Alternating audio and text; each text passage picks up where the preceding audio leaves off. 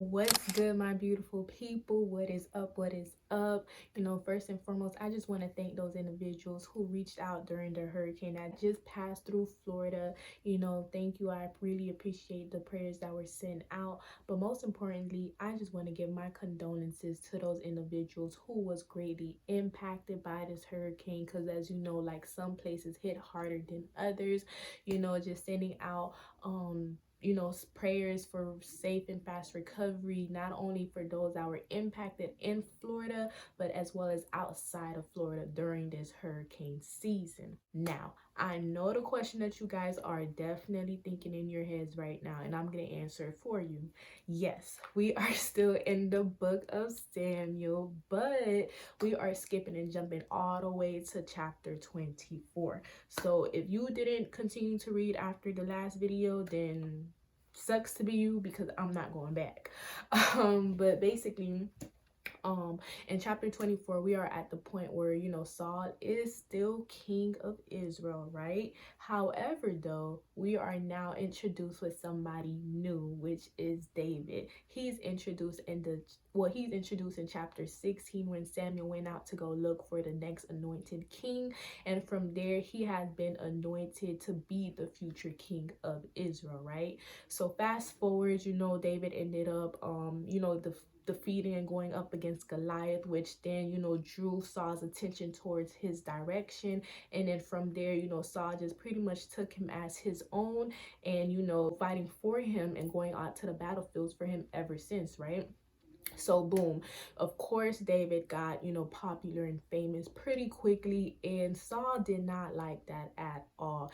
And chapter 18 is where you really see where the spirit of jealousy starts to seep into Saul, and from there anything that goes unchecked, of course, is gonna just continue to build into this snowball effect to where like it becomes something much worse, right? And for Saul, that jealousy of course turned into envy, and from there he was really just been out after David ever since, trying to kill him.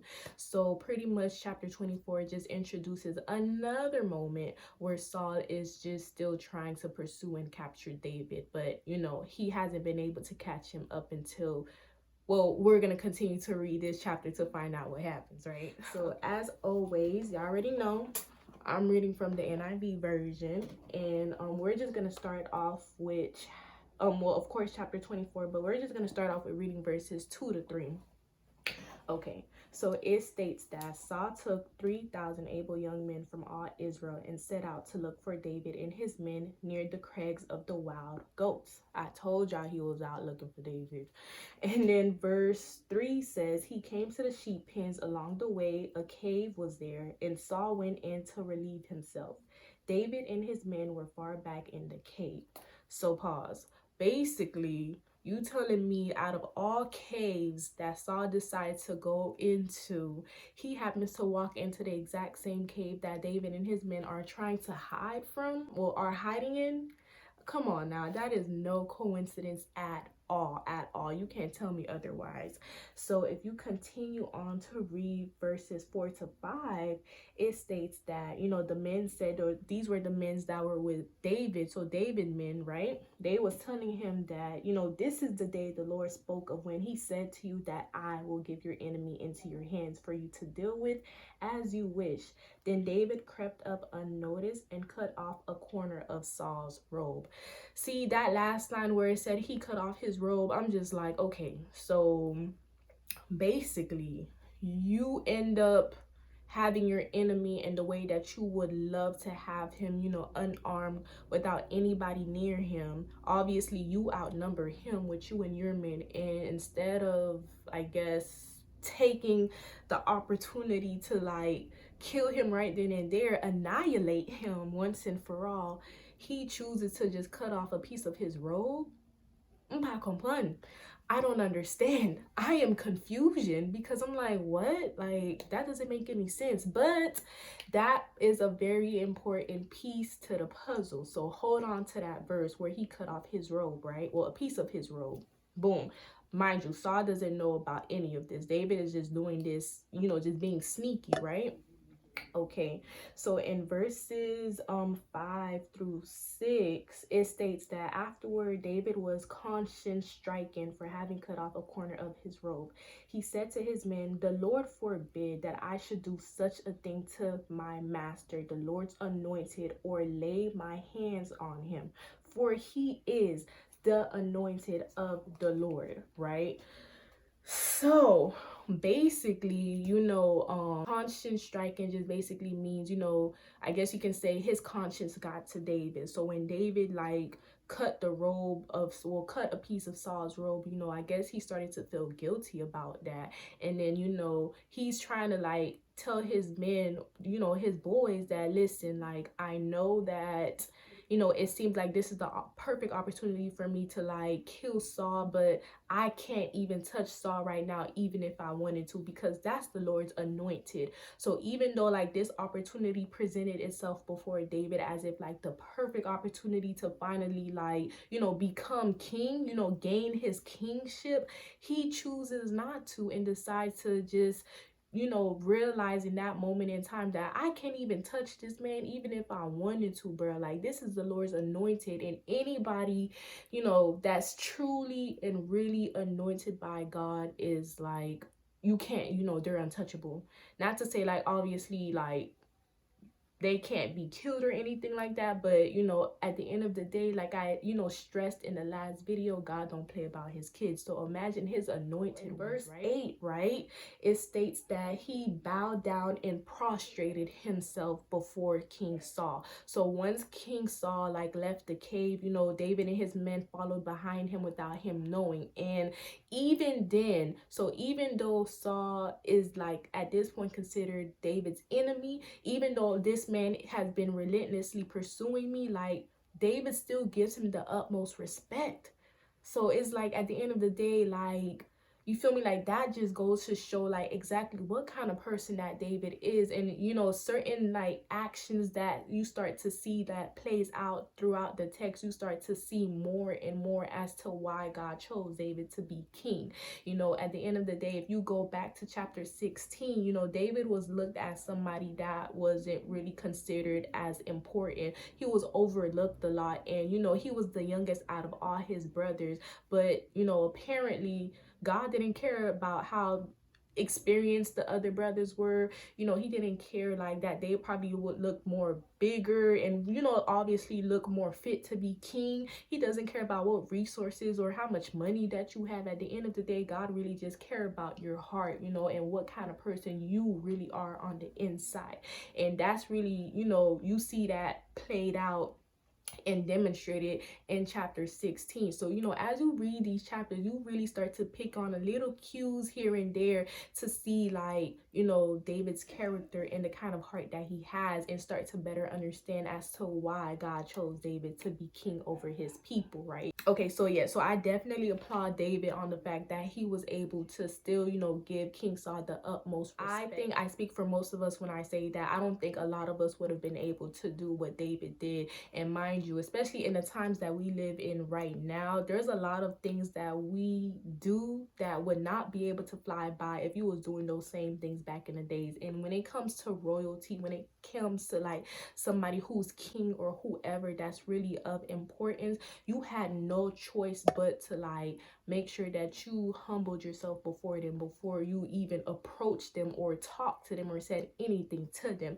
So David still being respectful to King Saul, despite the way he's been treating David and trying to kill him. David is still giving him that utmost respect, right?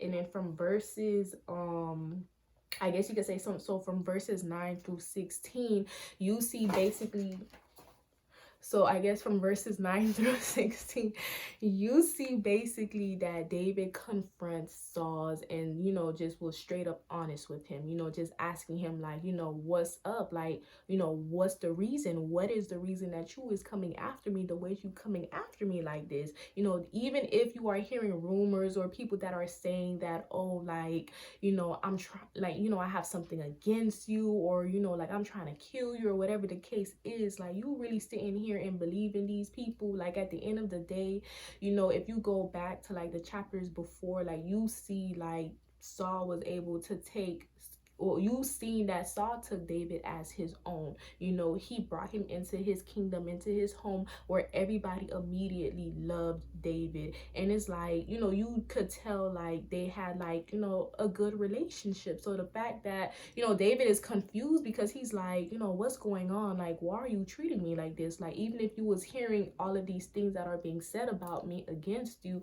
you should, like, you actually know me to know that I wouldn't, you know, like, that doesn't even sound like me.